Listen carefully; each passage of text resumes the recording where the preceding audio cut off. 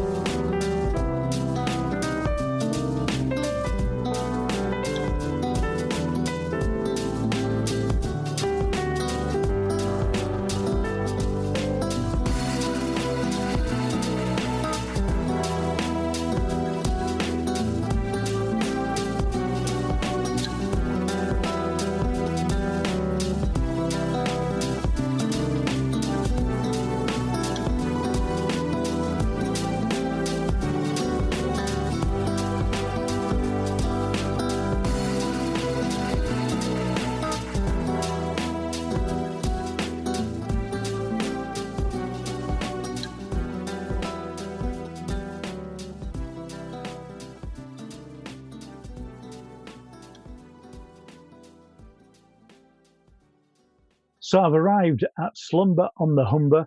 So first thing to do is get the kettle on, nice cup of tea, then put the flags out, get the flagpole up, and then I'm going to send the drone up. Let's have a look around.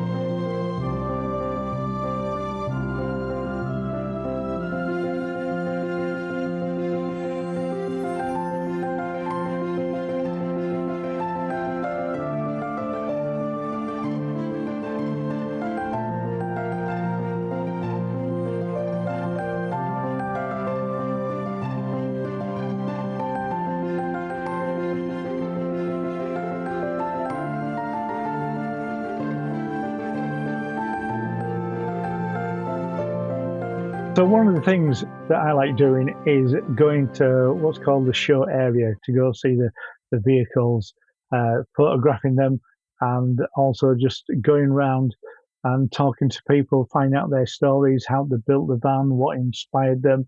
Now, when you say it's a show area, it's not like these vans are, pristine condition, like showroom that you're going to find in like the motorhome at NEC or something like that. The vans that people have put together, it's interesting to see, how they've done them. Some are rough and ready, some are not, but that doesn't matter. It's the story behind it, how they've adapted it. This is why people say when you build your own van, it's never finished, because and it's true, because I've changed a few things in here quite a few times. Because you'll go around, talk to people, see how they've done things, and you'll get ideas. It's not copying, it's just you get an idea and you think, that's a good idea, maybe I'll give that a try, or I'll do this, or I'll do that. So it's interesting to find out some people are in the vans just weekends, some people are full-timers like myself. So it's interesting just to chat and look at the vehicles. So I've got a selection of photographs that I've taken in a little gallery for you, about the show vehicles that were at Slumber on the Humber.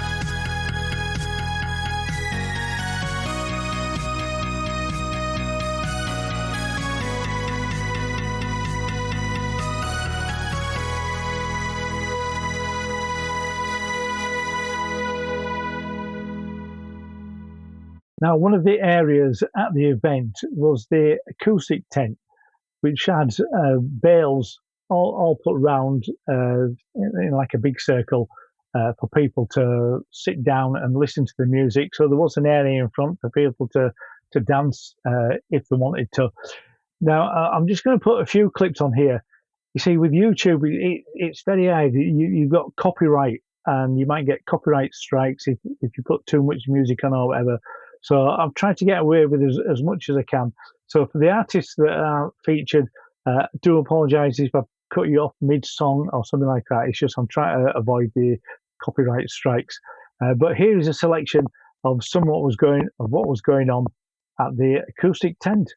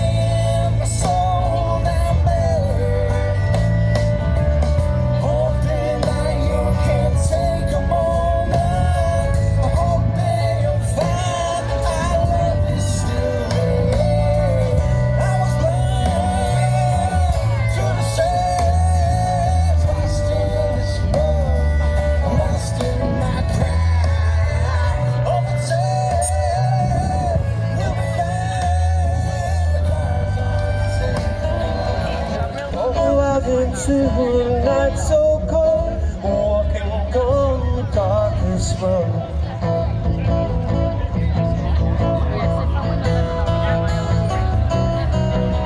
There's no stops, just keep running, go, and hope that dawn will save your soul.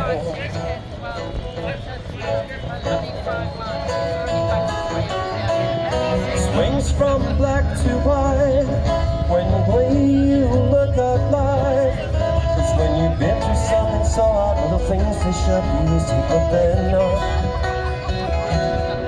Cause when you're hurting over something, it's never coming back. It was everything, now it's nothing real. That's the cost of life and the love we feel. So that was just some of the good entertainment they had on at Slumber on the Humber at the acoustic tent. Plenty of artists going on there throughout the day, every day, so it was good for that. They also had two music areas as well as the acoustic tent. Down at the bottom where the fire was, for the night time, they had music going on there in the daytime as well. That was a different music tent. It was more for bands that were more electric, and also for singers who sang to doing cover versions. So different music to suit basically everybody. So it was good music wise. So it's a big welcome from Slumber on the Humber. Arrived there, it was very easy to check in, and very easy to find your parking spot on there. And there was different areas.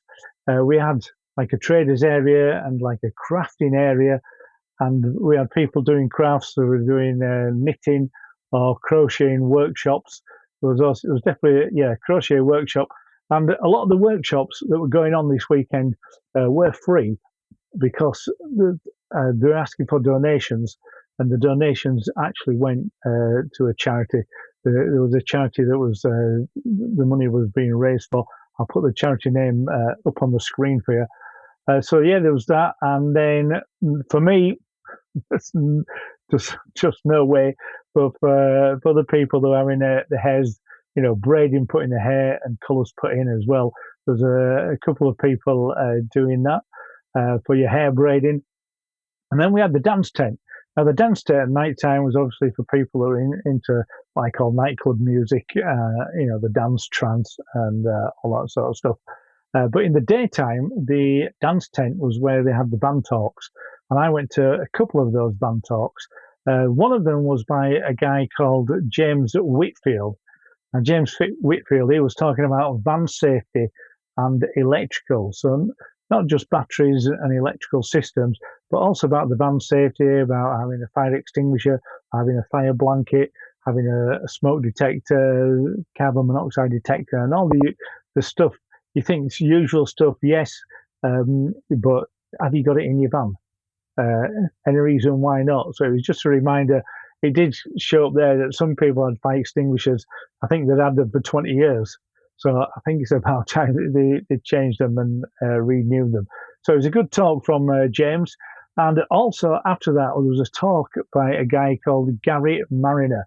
Now, Gary, he was actually talking about driving in France and Spain, which I found interesting, because I'm going to be driving through France and Spain towards the end of the year. So just finding out what you need, like the stickers, if you've got a bigger van like mine, the stickers that you need on there for the dead zone or dead angles that you can't see, from the mirrors.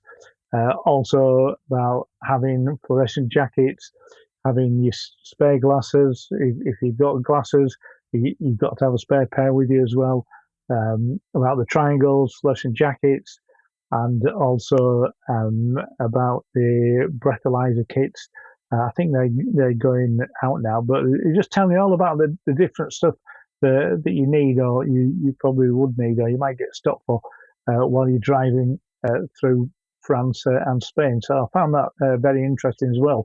So well done to Gary for that one. On the traders, you could buy all sorts of different stuff. And I just want to say hello to trader A Touch of Love and Fairy Dust. Now, that was Kelly. Now, Kelly was there. She was selling stuff that was pre-made, but she also was doing stuff like bespoke stuff. And so it's thanks to Kelly that I got my Steve on the Road coaster and the Steve on the Road mug as well. So Kelly, big thanks for that. Now there was a wellness village there, and in the wellness village there was a pause tent and there was a pulse tent. So there's plenty of workshops going on there. There was tarot reading as well, workshops on mental health. There was also there was a laughter workshop, a drum beating workshop, all sorts of different workshops throughout, not just the day, but throughout the weekend. Didn't have a chance to go there actually because I was too busy going around the vans and talking to other people. But it was from people that are into the wellness. They thought that was a really good event. I met a few people there as well. I met from Instagram, Tilly's Travels. Met them before. Pleasure meeting up with them once again. Also met up Sam from the Crafty Blinders. I met up Sam a couple of years ago at a different event. So a big hello to him as well. There was also Neil and Emma from Urban Van Life. Had a chat with them as well. So many thanks for that. The Travelling Giants, I've met them before. Say hello to them. And also only a couple of vans away from me was Nicky, Billy and Pablo the dog. Now they're on YouTube as well. And because this event was a little bit smaller, you sort of seemed to bump into everybody and have a chat with them all. It was like a nice cozy atmosphere. Anyway, it turned out that they've been to at least a couple of other shows that I've been to this year as well. So it was nice meeting up with you guys as well. Also, Florrie the Lorry, which was in the show vehicles area. Hello to them. And also another YouTuber adventuring with Charlie. Good to meet up with them. Sorry, with him. There was a couple of characters there that were sort of marshals for the event. This guy here, I've forgotten his name now, but he was a great character. And hello to this lady as well. Met up to her, and she was doing a great job. She was cleaning toilets and stuff like that. I did see her cleaning at 11:30 at night, so well dedicated. So well done to her. So it was a good event, Slumber on the Humber. Would I go again? Yes, definitely I would. I did enjoy it. It was a great atmosphere, plenty of nice people, plenty of people to chat with, talking about their vans and vehicles, and just meeting like-minded people in general. So it's a thumbs up from me for Slumber on the Humber. I'll definitely go again next year. So many thanks for watching. Hope you enjoyed the video. If you can do me a favor, if you can just give this video a like, and also could subscribe to the channel, it'd help me out immensely.